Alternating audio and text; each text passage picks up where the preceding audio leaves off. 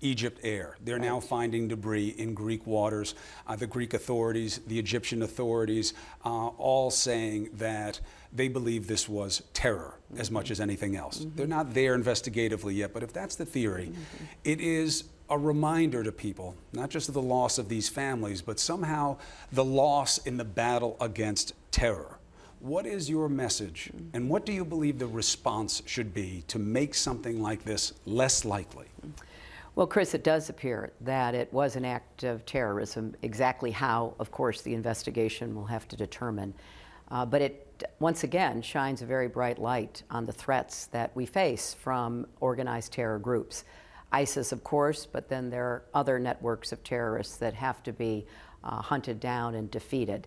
And I think it reinforces the need for American leadership, for the kind of smart, steady leadership that only America can provide, in working with our allies, our partners, our friends in Europe, the Middle East, and elsewhere, because we have to have a concerted effort that brings to bear both domestic resources, sharing of intelligence, take a hard look at airport security one more time. Whatever needs to be done must be done. The world depends upon air travel. We can't allow it to be interrupted or people be intimidated. And to continue to take the fight, although it needs to be even more intensified, against ISIS from where it is running its operations in Syria and Iraq. So we have to really go along with the kind of plan that I've been outlining for months, which is we're going to defeat them on the ground using our air power, equipping and training and supporting Arab and Kurdish fighters. We're going to drive them out of Iraq, drive them out of their stronghold in Raqqa, Syria. We are going to intensify cooperation among those nations that have a direct stake, which I would argue is just about every nation right now, but principally European, Arab, Middle Eastern. We're going to take them online, and we're going to intensify our intelligence and law enforcement cooperation. The criticism is that the Obama administration, with you as a part of it, and when you were not a part of it, have been making this case. We're going to attack on every front. And the world seems to be getting worse. It seems that the threat is greater than our ability to defend, protect, and respond to it. Do you believe that things are worse now than they were 7, 8 years ago? Well, look, I think we have to take a historic view of this. We have been able to defeat in large measure al-Qaeda, which was our principal adversary, responsible for the worst terrorist attack on our shores and terrible ones in Europe. We have to deal with the threats as they come. But I think we have learned a lot more, and we are really grappling with, and I think succeeding at making it more difficult for them to operate from their strongholds. What we now have to also pay a lot of attention to are the literally thousands of people who left Europe, went to Syria and or Iraq, or are in Turkey or somewhere else connected to ISIS or one of the other terrorist networks that are part of the overall threat. We have to work more closely, and we have to really convince forcefully the Europeans that they have to do much more as well. When I was Secretary of State, we were in a constant dialogue with the Europeans because we wanted information about travel manifests for airlines flying across the ocean toward us. It took a while. We finally got it. They have a lot of concerns about privacy and other legitimate issues. But right now, we are in an environment where we have to put everything we can toward the goal of defeating ISIS, protecting ourselves, our friends, and our partners. How do you fight the perception that we look weak? Trump this morning was out hot and early on Twitter when this happened, saying, looks like another act of terror, more proof that we're weak. We have to be strong. There's a lot of hate and anger out there. He's channeling the perception that a situation like this fuels, which is we are weak. They can take our planes when they want. The Russians, the Chinese, they can scare our military when they want, and America does nothing. How do you answer that? Well, first of all, he says a lot of things. He says a lot of things that are provocative, that actually make the important task of building this coalition, bringing everybody to the table, and defeating terrorism more difficult. Why? Well, for example, when he says bar all Muslims from coming to the United States, that sends a signal to majority Muslim nations, many of whom we have to work with in order to defeat terrorism, some of whom are already among our strongest allies in this fight. It sends a message of disrespect, and it sends a message that makes the situation inside those countries more difficult for them to go all in the way we need them to go all in. To the Americans that message resonates with, where they say, well, these attackers always do seem to be Muslim, and they're coming in here, and Comey, who's in charge of vetting them, says he can't vet them. Trump calls for a temporary ban. It seems to make sense to people. Does it make sense to you? No, not at all. I mean, let's remember what he's called for and to sort of break it up. He has said all Muslims should be barred from coming into the United States. All Muslims, Nobel Prize winners, entertainers, sports stars, you name it. The new mayor from London. All Muslims should be barred. Now, when confronted with the new mayor from London, who, as you know, is the first Muslim elected to be mayor of London by the people of London, he says, well, I'll make an exception for him. I mean, the whole approach is just incredibly provocative and wrong-headed. And look what he's done just in the last week. He has attacked our closest ally, Great Britain.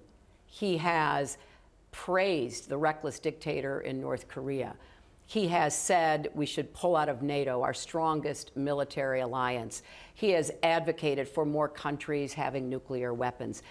That kind of unpredictable, dangerous rhetoric and the policies that he throws out there for whatever hope he has to get people to respond to him make us less likely that we're going to be as effective as we need to be going forward in assuaging the concerns of people that we want to be working with us to deal with this threat.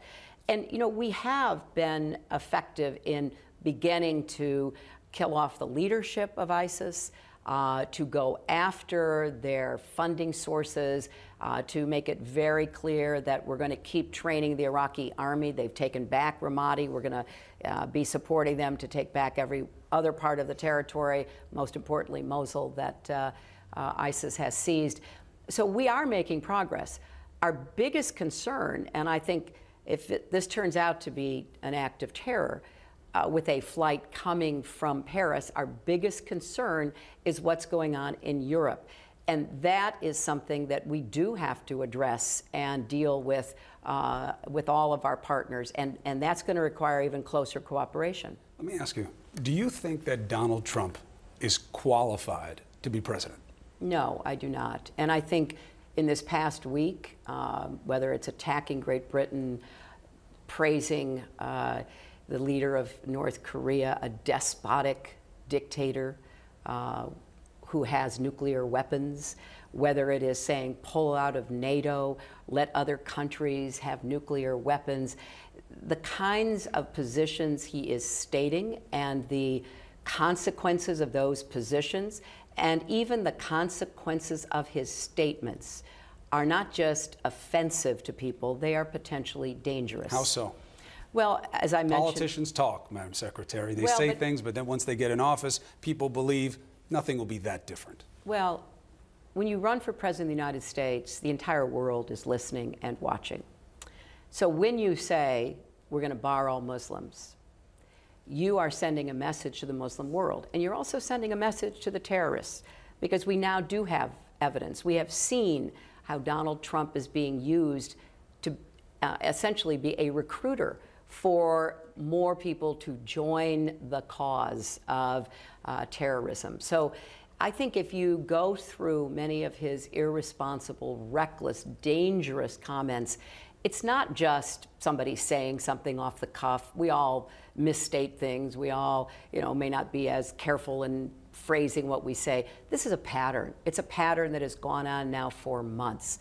And it's a pattern that adds up, in my opinion, having watched presidents, having seen the incredibly difficult work that they do and the decisions that they have to make, the thinking that goes in, sitting in the Situation Room. Do we go after bin Laden or not? I was part of that. Was it a clear, easy choice? Of course not. Did it have to be carefully parsed and analyzed? And then we all gave our opinions, but it was up to the president to decide. I know how hard this job is, and I know that we need steadiness as well as strength and smarts in it. And I have concluded he is not qualified to be President of the United States. You don't think Donald Trump could make that call in that room about whether or not to go after bin Laden? Based on what we know now, he could make it perhaps on evidence that wasn't clear. He could say a lot of things that might have given notice. I mean, based on the way he has behaved and how he has spoken and the policies he has literally thrown out there, I think it adds up to a very troubling picture. So you get into the general election if you're the nominee for your party? I will be the nominee for my party, Chris. That is already done, in effect. There is no way that I won't be. There is a senator from Vermont who has a different take on that. Well, he says he's going to fight to the end. Yeah, right. And there seems to be a change here as Donald Trump is trying to galvanize his party. In the Democratic Party, it seems to be going the other way. His supporters have become more aggressive, feeling that the system is rigged against the senator. We saw what happened in Nevada. When you saw that, did you believe that Sanders responded the right way to that situation? Well, I was very disturbed by what went on there, but I am confident. With him or with the supporters? Well, what we saw the there. Supporters. Well, what we saw was disturbing, and you know, I have every confidence we're going to be unified. I understand. Where does that confidence come from? Well, in part from my own experience. You know, I went all the way to the end against then Senator Obama. I won 9 out of the last 12 contests. Back in '08, I won Indiana, Kentucky, West Virginia. So I know the intense feelings that arise, particularly among your supporters as you go toward the end. But we both were following the same rules, just as both Senator Sanders and I are following the same rules. And I'm 3 million votes ahead of him, and I have an insurmountable lead in pledged delegates. And I am confident that just as I did with Senator Obama, where I said, you know what, it was really close, much closer than it is between me and Senator Sanders right now. Votes-wise? Yeah, vote-wise and delegate-wise. I said, you know, in fact, if you depend upon how you evaluated it, I had more popular vote, but I had fewer delegates. And the name of the game is how many delegates you have, right? So when I came out and withdrew and endorsed Senator Obama, about 40%, according to polls, about 40% of my supporters said they would never support him. So I worked really hard to make the case, as I'm sure Senator Sanders will, that whatever differences we might have, they pale in comparison to the presumptive nominee of the Republican Party. Name an issue you care about, domestic or international, and clearly we are much closer, Senator Sanders supporters and mine, than either of us is with Donald Trump.